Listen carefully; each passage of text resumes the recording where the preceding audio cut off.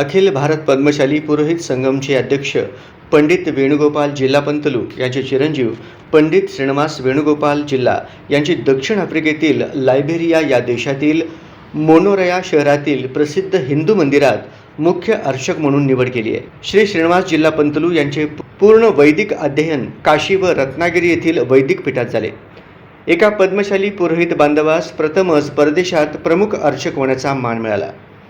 हा पद्मशाली समाजाचा सन्मान आहे। चिरंजीव श्रीनिवास हे जिल्हा पंतलू परिवाराचे 5वी पिढी आहे व त्यांचे वय 17 आहे। त्यांचे शालेय शिक्षण सोलापूर येथील सिद्धेश्वर प्रशाला येथे झाले। त्यांच्या निवडीचे समाज बांधवांकडून स्वागत करण्यात येत असून त्यांच्या या परदेश वारीला अभिनंदनाचा वर्षाव होत आहे। श्रीनिवास जिल्हा याला प्रदेशात स्थायिक होण्यासाठी गणेश दासरी यांचे विशेष सहकार्य झाले असल्याची माहिती श्रीनिवास जिल्हा वडील वेणुगोपाल जिल्हा यांनी सांगितले।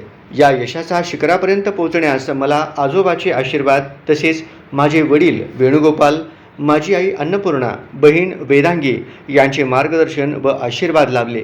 तसेच गणेश दासरी यांचे बहुमोल सहकार्य लाभले असल्याची माहिती पंडित श्रीनिवास जिल्हा पंतलू यांनी सांगितले।